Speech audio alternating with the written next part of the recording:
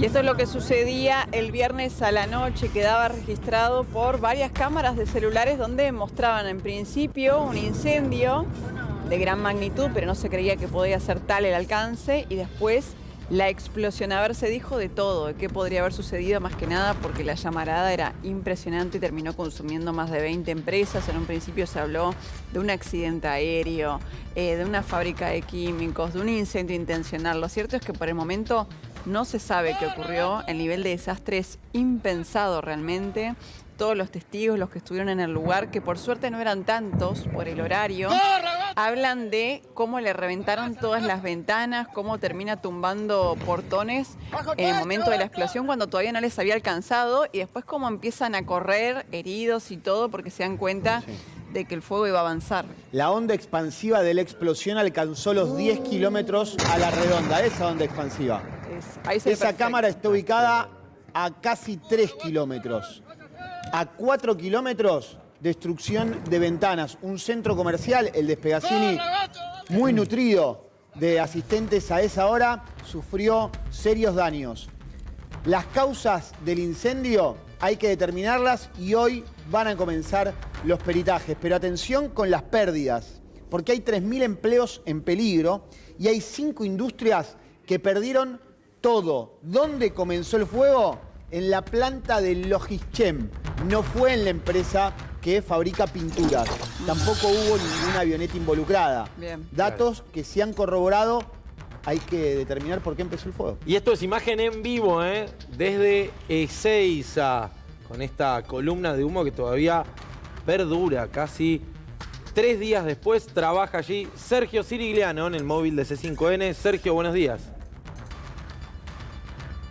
Buen día, Juan. Bueno, les contaba, el foco de incendio continúa, como lo ven, encendido, pero es una decisión de los bomberos que sea así para poder evitar que las pistas que van a empezar a peritar hoy, sufran el menos daño posible. Por eso ven humo en la zona. Igual hay que decir, no se va a originar una nube tóxica, esto también lo decían los bomberos voluntarios, por eso ya no hay riesgo de contaminación en el aire, esto es importante saberlo. Sí hay algunas partículas, si uno se acerca a la zona donde está el foco encendido, bueno, hay algunas partículas que pueden generar algún que otro daño, pero todo fuera de peligro, esto es importante también saberlo. Sí. Lo más importante, lo que tenemos que saber es que hoy van a comenzar, como les decía, el peritaje que va a ser clave para identificar los puntos de origen, la propagación, también examinar las huellas térmicas y también los patrones de daño. Esto es lo que nos decían. Bueno, es importante el día de hoy que va a entrar los peritos a recabar todas estas pistas, esta información para saber principalmente esto, el origen que hay, como lo decía recién Diego, dónde se originó ya lo sabemos, pero bueno, si ahí hubo alguna intervención humana, esto es lo importante. Hoy la carátula está bajo es provisoria, es una carátula de incendio, pero esa calificación igual se va a poder modificar cuando empiece a avanzar esta investigación. Una de las empresas más afectadas es Iron Mountain, que recuerden, también por supuesto tuvo un incendio, seguramente que ustedes también lo están recordando, en el 2014, intencional en esa oportunidad en Barracas, que se terminó cobrando la vida de 10 trabajadores, ¿no? Cuando ingresaron y termina desmoronándose parte de la estructura. En esta oportunidad lo que dicen es que no fue ahí donde se ocasionó, donde se originó en realidad el incendio, pero que fue de los más afectados. Y que encima tenía un edificio de punta realmente, como que todos hablaban de que todas las inspecciones eran impecables, que tenía tecnología de última generación. Bueno, tantas empresas, ¿no?, afectadas que seguramente vamos a ir conociendo la historia. Ayer domingo empezaron las aseguradoras, por supuesto, a acercarse para ver el nivel de daño, y en algunos casos el nivel de daño es total, o sea, no quedó nada, chapa abollada, nada más. De estas 4 empresas no ha quedado nada. Son 4 con destrucción total y una quinta con el 90% de afectación. Respecto de la nube tóxica, no terminó siendo una nube tóxica. Lo que ocurre es que se veía tan negra porque en una de las naves afectadas había neumáticos, y el humo de los neumáticos tiene partículas que son realmente pesadas y se suspenden en el aire y hacen ver una nube que parece que respirarla pudiera traer algún tipo de complicación respiratoria, cosa que finalmente no pasó. Sí, ante la duda y ante la emergencia, obviamente, muchos municipios dieron la recomendación de manera temprana a los vecinos de que se queden a resguardo, que se queden en sus hogares, hasta determinar esto que marcás vos, Diego. Sí. Hasta tener despejada cualquier duda respecto de cómo podía impactar en la población semejante columna de humo. Eran impresionantes las imágenes el viernes por la noche. La imagen del avión es impresionante. Y hubo mucha especulación en torno a dónde se había originado, ¿no? El primer foco de incendio terminó expandiéndose de manera brutal. Mirá lo que parece una zona de desastre. Arriba y el hongo y la nube de la explosión. Eran todo esto 9:30 de la noche del viernes, donde había mucha gente en centros comerciales que están en cercanía, no más de 4 kilómetros, pero barrios. Menos mal el horario, porque si no, si estaban todos los trabajadores en las fábricas, te la regalo, estamos hablando de algo terrible. Lo que hay que determinar es cómo se provoca el incendio. Si hubo una agroquímica falla, era esto. Sí, si hubo una falla dentro de esa nave. Respecto a Iron Mountain es lindera al lugar donde se produce inicialmente el foco ígneo y es alcanzada esa nave por las llamas. Hay que determinarlo igual, no está nada dicho porque todavía no han podido entrar los peritos a trabajar al lugar. Algo de lo que contaba Sergio en cuanto a esa columna de humo que todavía podemos ver. No es que siga habiendo fuego, está circunscripto, es lo que se llama guardia de cenizas. Las pocas llamas que se van generando no tienen la fuerza necesaria como para que el incendio se propague a zonas que no han sido afectadas por el incendio. O sea, está totalmente controlado. Totalmente controlado y circunscripto. Circunscripto es que tiene pared la imagen casi 3 días después. De ahí no se va. Claro, parece que se reavivaron las llamas y esto está controlado por las dotaciones de bomberos, más de 80 dotaciones de bomberos que trabajaron en el lugar. Sí, para explicar algo de lo que contaba Sergio, ¿por qué se afinan los peritajes? Porque si trabajan sobre esa columna de humo ahora sabiendo que no puede expandirse y tal vez es imposible determinarlo, pueden afectar a alguna de las pericias que se van a llevar adelante. Mientras tanto, van a empezar a trabajar en las zonas en las que sea seguro, porque también la seguridad de los efectivos que hacen los peritajes. ¿Va a ser difícil determinar las causas del incendio? Sí, muy difícil. Me imagino, Sergio, que en los alrededores se debe sentir todavía el olor a plástico quemado. Decime vos, Sergio.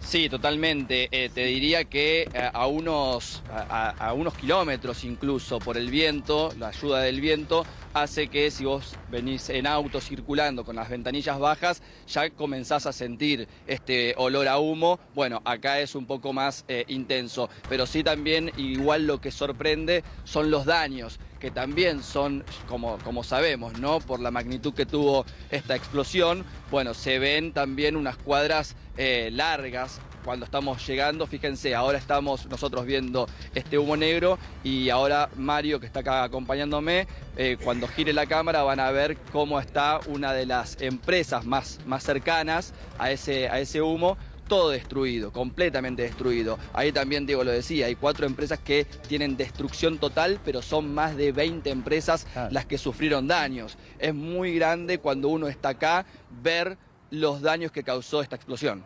Aparte, algunas de las empresas, las más modernas sobre todo, tienen estos edificios que son, viste, como cajas de vidrio. Les tallaron todos los ventanales, que es lo primero que reportaron. Por ahí algunos trabajadores que todavía continuaban en las fábricas. Hay uno en particular, en una fábrica de alimentos, que dice que no podía creer cómo la explosión había movido un portón de hierro pesadísimo que lo pusieron con una grúa. Sí, Sergio. Ahí está lo que decías, mira, no, ahí está lo que decía esos vidrios, esos ventanales de vidrio espejado. Bueno, fíjate ahí también, bueno, ahí lo estamos viendo como para que vean un poco lo que es alrededor, por lo menos de la zona en la que estamos nosotros. Yo no me quiero imaginar un poco más adentro del polígono industrial, que seguramente los daños van a ser muchísimo más graves que lo que estamos viendo nosotros acá, que son estructuras que, si bien están dañadas, por ejemplo, hay una parte que se la ve sana, pero igual son muy, pero muy grandes los daños que ocasionó la explosión. Sí, ahí estamos viendo todavía la humareda desde otro plano, para ver un poco cómo es la situación en este momento en Ezeiza. Igual, por supuesto que esto ya está recontra controlado. Seguramente ahora vienen las tareas también de enfriamiento y de ver las pericias. hoy se originan, para ver qué fue lo que pasó, cómo arrancó esta explosión, cuál fue el incendio, si fue intencional o no. Se sabe en qué empresa empezó, pero todavía no se conocen las causas. A ver, con este nivel de destrucción igual, no sé realmente qué es lo que se puede llegar a reconocer. Siempre los bomberos dicen que alguna huella hay, que sea algún material combustible, se puede detectar. A ver, es una empresa de agroquímicos, ¿no? Es el punto. Lo que ocurre es que los agroquímicos no necesariamente son acelerantes. El acelerante es el combustible. Claro. Lo que buscan son rastros de acelerantes. Entonces, ya tienen el punto, a partir de los distintos registros con los que cuenta ya la investigación, el punto donde inicia el fuego. Claro. En ese punto van a trabajar en busca de restos de combustible. Esto no es tan difícil de encontrar en el caso de que exista. Claro, siempre dicen que incluso cuando no queda más que chapa, se puede detectar. Sí, porque los peritos que trabajan en estas investigaciones conocen ya a simple vista el avance del fuego, y el avance del fuego te marca si estuvo empujado por algún acelerante, algún combustible, o algo de lo que estaba en el lugar y fue afín a la combustión y a la propagación del incendio. Una cosa es un combustible y cómo quema ese combustible, para que se entienda, una especie de mecha, ¿bien? Sí. Como el camino del fuego es lo que analizan los peritos. Ahora, ¿ese camino del fuego estuvo guiado por un acelerante o estuvo guiado por los propios materiales que estaban en el lugar donde se provoca el foco ígneo? Ese primer dato es clave para lo que puede ser el cambio de carátula, porque como contaba Sergio, a esta hora se investiga un incendio, pero puede virar a un estrago. ¿Qué es el estrago? Es un delito penal que consiste en causar el daño de grandes proporciones que haya generado un peligro común. ¿Es la posible nueva carátula, en la medida que los peritos así lo determinen, que haya habido acción para que se provoque el incendio? En el caso que esto no haya sucedido, seguirá siendo un accidente. En un ratito volvemos, Sergio, gracias.